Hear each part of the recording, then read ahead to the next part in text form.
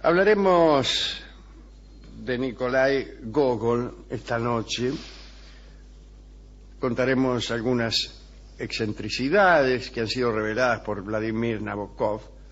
Gogol nació en 1809. Bueno, esta no es una excentricidad, ¿cierto? Bueno, nació en Mirgorod, en la provincia de Poltava, allá donde Judas perdió el poncho, imagínense. Sus padres eran cosacos, con eso le digo todo. No era un niño atractivo. Dice Nabokov que era un chico blandengue que andaba con las manos sucias y los rizos grasientos y que le salía pus de las orejas. Qué curioso que la pus supurando de las orejas venga a formar parte de la descripción de un individuo. Quiere decir que no sería una pus contingente, sino esencial. Se hartaba de comer caramelos pegajosos, dice Nabokov. Los compañeros de la escuela provocaban, o mejor dicho, procuraban no tocarlo y no tocar tampoco los libros que él había utilizado. No se le acercaban justamente para evitar tomar contacto con la pringa y la cochambre, que eran proverbiales en aquella persona. Cuando terminó sus estudios en Nizhyn, en Ucrania, Gogol viajó a San Petersburgo para buscar trabajo. Al llegar se agarró un enorme resfrío porque en el viaje se le había congelado literalmente la nariz. Tuvo congelamiento de nariz. Es que Gogol tenía una nariz muy larga. Una de sus bromas predilectas consistía en cubrirse la nariz con el labio inferior. ¿Cómo me gustaría hacerlo? Hay un cuento de Gogol llamado La nariz, que escribió mucho más tarde. Allí un funcionario que descubre que ha desaparecido su nariz, después la nariz cobra vida, anda paseándose en carruaje. Un cuento estupendo. Gogol admiraba muchísimo a Pushkin y cuando llegó a San Petersburgo lo primero que hizo fue ir a visitarlo. Fue y le golpeó la puerta directamente. Pero no tuvo suerte porque Pushkin se negó a recibirlo. Según el ayudante que lo atendió, el maestro estaba muy concentrado en ese instante. Gogol preguntó si estaba escribiendo alguna nueva obra y se le respondió que no, que estaba jugando a la baraja y que jamás podía interrumpírselo en esas circunstancias. Aunque sí cuando escribía. Gogol se retiró un poco desmoralizado. Allí en San Petersburgo empezó a escribir. Publicó unos poemas que no gustaron a los críticos y fue tal el dolor y la humillación que Gogol compró todos los ejemplares y los destruyó.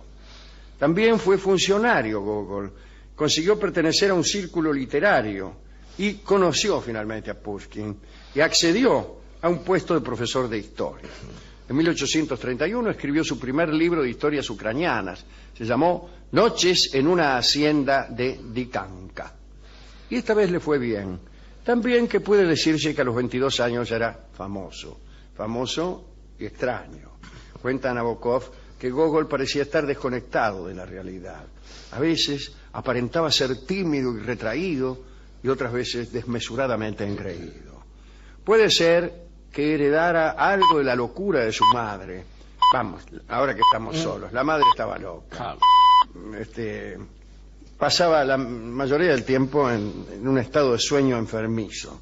Bueno, Gogol también era propenso a largos ataques de aburrimiento y estados de estupefacción y somnolencia, durante los cuales era incapaz de actuar. Se quedaba quieto en una especie de duermevela durante 3, 4 días. La gente decía que era un Aragán. ¿Vio cómo es la gente? Sí. Uno no puede estar loco que ya dicen que es Aragán. Era, eso sí, un hipocondríaco notable este hombre. Siempre decía que estaba muy enfermo. Como yo. Digo, pero yo sí estoy enfermo. En cuanto a la mamá de Gogol, de cuya locura acaba de hablarse, adoraba a su hijo y estaba convencida de que era el responsable de todos los avances tecnológicos de la época, incluidos el telégrafo y el ferrocarril. Mi hijo, si no fuera por mi hijo, no tendríamos ferrocarril. Usted está loca, señora. Gogol escribía de noche. Decía que durante el día, la misma clase de locura tenía la mamá de Stephenson, el inventor de la locomotora. Discúlpeme, se me olvidó. Bien. Decía que durante el día había que ir al mercado a pagar impuestos. Tiene razón, digo porque escribía de noche. El día es para ir a pagar los impuestos. Para hacer trámites. Paga mucho. Claro, ¿qué es esto de andar escribiendo de día? No es juez. También decía que no podía escribirse nada si no mediaban 3 o 4 horas previas sin hacer nada. Ajá. Vos no podías volver del laburo y ponerte, suponiendo que tuvieras otro trabajo, Sí. y ponerte a trabajar. No, tenías que hacer 3 horas de cebo De ayuno. y después recién escribir. Parece que aunque estuviera muy inspirado, escribía un máximo de 10 páginas por cada jornada, que a mí me parece muchísimo. Pero, como quiera que sea, él no se permitía escribir ni una más. Decía que ninguna supuesta inspiración que sobrepasara esa cantidad de páginas era fiable. Así que condensaba una jornada inspirada en un máximo de 10 páginas y nada más. Después, al día siguiente releía. Hacía muy bien, hay que desconfiar de las jornadas inspiradas. Cuando tenía una jornada muy inspirada, al día siguiente empezaba a releer y decía, a ver, porque uno está entusiasmado y dice, qué genio que soy. No. ¿Acaso lo que uno cree inspiración no es más que una especie de autocomplacencia, hija del vermú? Es verdad. Sí. En 1835 escribió Mirgorod y allí incluyó el relato Taras Bulba, que fue ampliado en 1842 para convertirlo en una novela. También en 1835 trabajó en El Inspector Gubernamental, también llamado El Inspector General o El Inspector, como usted quiera. Parece que lo ayudó Pushkin a escribir El Inspector, ¿no? Que ustedes lo conocen. Aquella historia en que los habitantes de una ciudad confunden a Danny Kaye, que fue el que hizo la película, confunden a un viajero con el inspector que estaban esperando y le ofrecen todo tipo de regalos para que pase por alto las irregularidades que ellos mismos cometían, ¿no? Es una sátira estupenda a la sociedad humana, al régimen de autoridades y jerarquías en general. Poco después murió Pushkin y Gogol quedó destrozado. Dijo que él también había muerto y entró en una de sus somnolencias que duraron un mes. Salió de ese estado, viajó a Roma, allí vivió muchos años, y empezó a escribir Almas Muertas, la historia de Pavel Chichikov, un estafador que iba de un lugar a otro comprando títulos de propiedad, ¿no? De casas de los sirvientes que aparecían en los censos, pero que habían muerto hacía poquito. Esas eran las almas muertas, ¿no? Con esas propiedades como aval, Chichikov planeaba conseguir un crédito para una propiedad con almas vivas. Bueno, después escribió Sobre Todo, El Capote. El Capote. En el momento de su publicación, Almas Muertas figuraba como la primera parte de una obra más amplia. Gogol empezó a escribir la continuación, pero tuvo un ataque místico, para no decir de locura, y tiró el manuscrito al fuego. De Roma fue en peregrinación a Tierra Santa y regresó a Rusia en un estado de profunda melancolía. Se entregó a la influencia de un sacerdote que lo convenció de que su obra era pecaminosa. Entonces, destruyó en el fuego más obra de la que actualmente se conoce, ¿no? Entonces, maravilloso aporte se lo debemos a este sacerdote, como tantos otros aportes, ¿no? A la cultura. Gogol era un hombre casto, se creía insignificante y se condenó a admirar a las mujeres desde lejos. Quiso solucionar este problema en los últimos años de su vida y le propuso matrimonio a una joven condesa. El matrimonio, según explicó, debía ser plenamente espiritual. Le advirtió incluso a la mujer que el sexo no intervendría. Fue rechazado. Y se deprimió todavía más. Así, sin poder escribir, sin poder amar, se tumbó en una cama y se negó a hablar con nadie o que lo visitara nadie. Esto fue en 1852, tenía 43 años. Tenía también una extraña teoría trascendental acerca de las mujeres. Decían que los pensamientos eran la mujer. El pensamiento y la creación del artista, hombre, es mujer decantada. La poesía es mujer que ha pasado por un tamiz. Es una buena idea, ¿eh?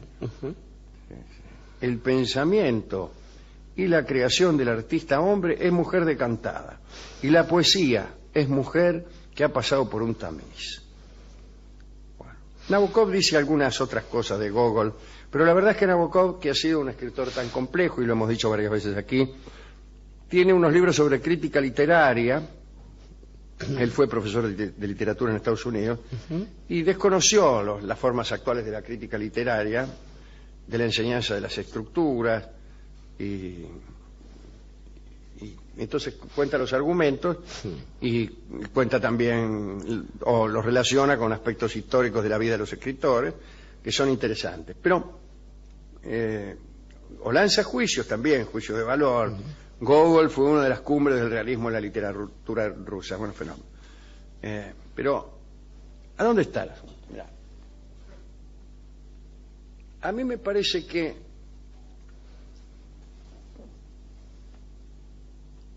para enseñar literatura, para desentrañar lo que la literatura es, hay que ayudar a comprenderla.